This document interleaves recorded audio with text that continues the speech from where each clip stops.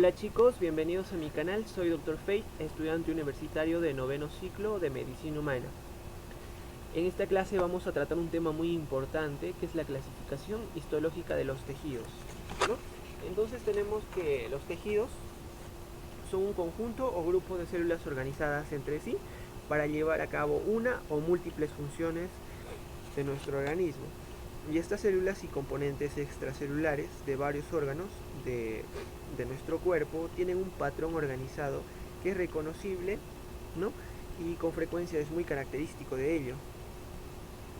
Las células de un mismo tejido se conectan entre sí por medio de uniones de anclaje especializadas, o sea, unión de célula a célula, es lo que las mantiene unidas o conectadas, ¿no? Y como también lleva a cabo la comunicación entre ellas mediante uniones intercelulares especializadas o uniones de hendidura, ¿no?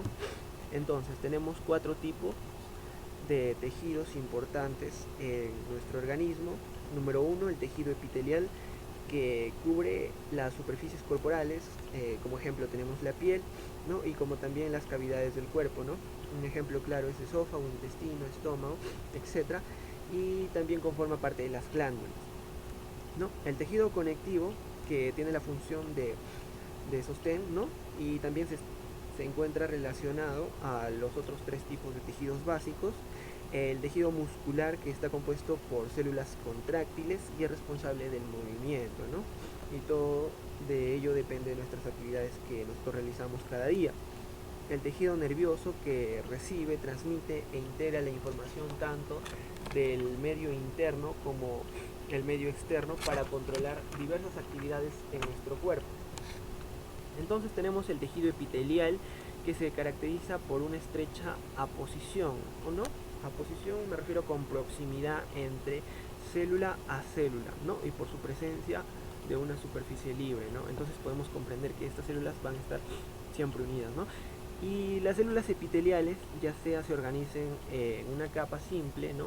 Una sola capa o múltiples capas, ¿no? En estratos, siempre van a estar contiguas entre sí. Además suelen estar adheridas por uniones intercelulares especializadas que crean una especie de barrera entre la superficie libre y el tejido conjuntivo adyacente, ¿no?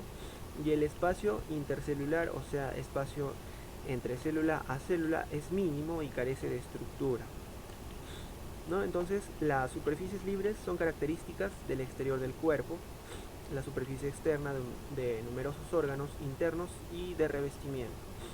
Como también tenemos que el epitelio conforma parte de las glándulas y sus conductos que ayudan a secretar productos hacia la luz o superficie libre. Entonces, la clasificación del tejido epitelial no solamente depende de la morfología, sino también de sus capas, ¿no? Como por ejemplo, puede estar dividido por estratos o puede ser simple, de una sola capa, ¿no?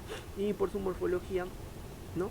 Puede ser escamoso, cúbico o cilíndrico, ¿no? Entonces tenemos que estas células están bien organizadas por ciertas uniones y podemos comprender que su clasificación no solamente depende de su morfología, sino también de sus capas, ¿no? Entonces ahí comprendido hasta ahora. Ok, pasamos a que la superficie del epitelio muestra múltiples modificaciones superficiales, ¿no? Como también podría mostrar microvellosidades, estereocilios o cilios, ¿no? Un ejemplo claro es el intestino, ¿no? Estas vellosidades ayudan en lo que es la absorción de los alimentos, que posteriormente vamos a explicar en otra clase, ¿no?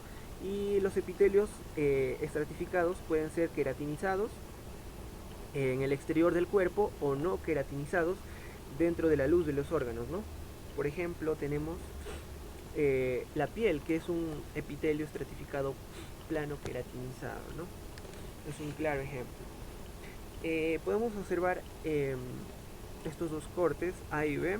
En el corte A podemos observar, es un corte de conducto pancreático, ¿no? Con presencia de epitelio simple cúbico, ¿no? Ya el mismo nombre lo menciona, las células presentan la forma de un cubo y están muy organizadas entre sí. Y por acá tendríamos la presencia de la luz, por acá tendríamos la presencia de tejido conectivo, ¿no? a diferencia del corte B, que es un epitelio simple cilíndrico, es un corte de vesícula biliar, ¿no? Teñido con hematoxilina y eosina, ¿no? Podemos ver la presencia un poco más alargada, a diferencia del corte A, ¿no? De las células, que también están mucho más organizadas. El color azul más oscuro vendría a ser la presencia de sus núcleos. Ok, entonces tenemos un tercer corte. Este es un corte de esófago, como podemos ver la presencia del epitelio plano estratificado, ¿no? Y este epitelio vendría a ser no queratinizado, ¿no? Que es lo que representa la luz de los órganos. Podemos ver la presencia de múltiples estratos o capas y la organización de múltiples células, del mismo modo sus núcleos, ¿no? Los núcleos están más organizados en la parte basal, ¿no? Se encuentran más teñidos y más oscuros, ¿no? Y la parte de acá vendría a ser lo que es el tejido conectivo. Y hablando de ello, tenemos que el tejido conectivo o conjuntivo se define por su matriz extracelular, ¿no? Que es una especie de filtro biofísico, brinda protección, nutrición, etcétera, entre otras funciones, ¿no? El tejido conjuntivo o conectivo, ¿no? A diferencia del tejido epitelial, sus células están más separadas, ¿no? Entonces los espacios intercelulares de célula A y célula B están ocupados por un material que es producto de las células. Este material se le denomina, ¿no? Matriz extracelular. La naturaleza de las células y la matriz varía de acuerdo a la función del tejido. Entonces, por tanto, la clasificación del tejido conjuntivo no solo se limita a lo que es la morfología celular, sino también tiene que ver con la composición, sumado a la organización de la matriz extracelular. ¿No?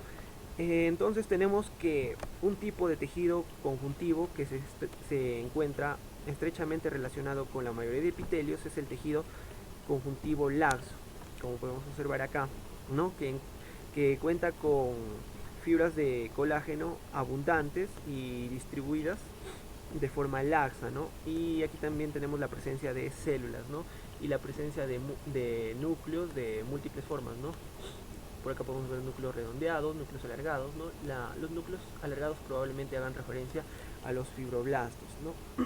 Como también podemos observar la presencia de otro corte que es el tejido conjuntivo denso, que presenta mucha más laxitud, muchas más fibras de colágeno que son más abundantes, y este tipo de tejido es un poco más denso, ¿no? Todo ello tiene que ver con la función, ¿no? Y como también podemos observar que no existen múltiples núcleos, ¿no? A diferencia del tejido conjuntivo laxo. Esto de acá también es un corte de tejido conjuntivo denso, ¿no? Tenemos la presencia de pocos núcleos y estos vendrían a ser las fibras de colágeno, ¿no? Estos son vasos sanguíneos. Ok, pasamos al tejido muscular. El tejido muscular se caracteriza o se define por una propiedad funcional, ¿no? La capacidad contráctil de sus células, ¿no? Entonces, las células musculares se caracterizan por tener grandes cantidades de proteínas en su citoplasma, de actina y miosina, ¿no? Que tienen una función contráctil. Como lo había explicado en un video anterior, en la parte bioquímica, la actina tiene que unirse a la miosina para que produzca la contracción. Ok, entonces las células musculares típicas son alargadas y están orientadas con sus ejes mayores en la misma dirección. La masa citoplasmática estaría compuesta por las proteínas actina y miosina, ¿no? en abundancia, las cuales forman miofilamentos finos y gruesos respectivamente. Entonces, células del músculo esquelético, como en este corte, y músculo cardíaco, como en el corte B, tienen estriaciones cruzadas. Estas estriaciones son producto de una disposición específica de los miofilamentos, a diferencia de lo que es el músculo liso, ¿no? Que no cuenta con estriaciones cruzadas porque los miofilamentos no alcanzan el mismo grado de orden en su disposición. Ok, acá podemos observar en el corte A, que es un corte teñido con hematoxilina y eosina de tejido muscular esquelético, ¿no? Donde podemos ver las células musculares alargadas, ¿no? Dispuestas en forma de estriaciones transversales, ¿no? Y en el corte B podemos observar un corte teñido con Mallory, en el que se muestran las fibras musculares cardíacas, que también presentan estriaciones, ¿no? Y estas fibras están compuestas por células individuales, ¿no? Y estas células individuales son un poquito más pequeñas que las esqueléticas, ¿no? Y están mucho más organizadas, ¿no? La mayoría de fibras tienen una disposición longitudinal, como podemos observar acá, y estas flechitas vendrían a ser los discos intercalares, ¿no? Que marcan la unión de célula a célula adyacente. Entonces aquí podemos observar que una célula terminaría aquí, y aquí comenzaría otra célula, y aquí otra célula, ¿no? Serían más pequeñas. En el corte C tenemos un corte teñido con hematoxilina y eosina, donde podemos observar una capa longitudinal de células musculares lisas. Este corte es de pared intestinal. El tejido teñido con mayor intensidad en el extremo superior, como podemos observar acá, y extremo inferior, ¿no? Es el tejido conjuntivo, ¿no? Ahora la pregunta es, ¿cuál es el tejido conjuntivo asociado a la mayoría de epitelios? Tejido conjuntivo laxo. Pregunta de examen probablemente, ¿no? Por último tenemos el tejido nervioso. El tejido nervioso está formado por células nerviosas, neuronas, y distintos tipos de células de sostén asociadas, ¿no? Entonces, las neuronas están especializadas en la transmisión de impulsos eléctricos, y estas células nerviosas reciben, procesan la información desde el entorno interno como el externo, y pueden tener receptores sensitivos y órganos sensoriales, ¿no? Entonces, como ejemplo, un axón más o menos de 1 metro de longitud transmite un impulso fuera del cuerpo o soma neuronal, el cual contiene núcleos neuronales, ¿no? Y las múltiples dendritas recibirían este impulso y lo transmiten hacia el soma celular, ¿no? Entonces, en estos cortes histológicos, como podéis observar, es imposible diferenciar los axones y las dendritas debido a que presentan el mismo aspecto estructural, ¿no? Entonces, el axón termina la unión neuronal llamada sinapsis, y la sinapsis tendría que ver con los impulsos eléctricos transferidos de la célula A a la célula B, ¿no? Y estos impulsos eléctricos se dan mediante la secreción de neuromediadores o neurotransmisores. Como ejemplo ponemos a la acetilcolina, norepinefrina, adrenalina, entre otros neuromediadores que probablemente estemos explicando en una clase más adelante de bioquímica, ¿no? Y tenemos que el sistema nervioso central está compuesto por encéfalo y médula espinal y células de sostén que también se denominan células de la glía, ¿no? Y el sistema nervioso periférico estaría compuesto por el resto de células nerviosas, ¿no? Y también células de sostén denominadas células de Schwann y células satélite. Ok, como podéis observar en estos dos tipos de cortes, el corte A representa un nervio periférico teñido con Mallory. El tejido nervioso está constituido por una gran cantidad de axones mielínicos en forma de fascículos, ¿no? Que se mantienen juntos gracias al tejido conjuntivo o conectivo. Entonces, los axones han sido cortados de forma transversal y aparecen como pequeños puntitos rojos, no sé si ustedes pueden observarlo, ¿no? Y el espacio claro que rodea los axones antes tenía mielina, que se disolvió probablemente y se perdió.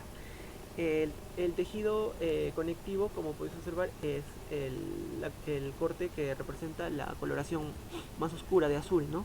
Este es tejido conectivo. Tejido conectivo por acá, no, la parte más oscurita de azul. Por otra parte tenemos el corte B, que es un corte de ganglio nervioso teñido con azán, en donde se muestra los grandes cuerpos neuronales esféricos, ¿no? Y también los núcleos de las pequeñas células satélite, ¿no? Que rodean las neuronas. Entonces, los axones asociados a los cuerpos celulares nerviosos no están mielinizados y aparecen como fascículos de fibras nerviosas, como podéis observar acá en este corte, ¿no? Entre las aglomeraciones de los cuerpos neuronales. Muy bien, esta ha sido la clase de hoy. Los invito a suscribirse a mi canal, que pronto estaré subiendo mucho más contenido médico, probablemente relacionado a histología, donde profundizaremos lo que es tejido epitelial, tejido nervioso, tejido muscular y tejido conectivo.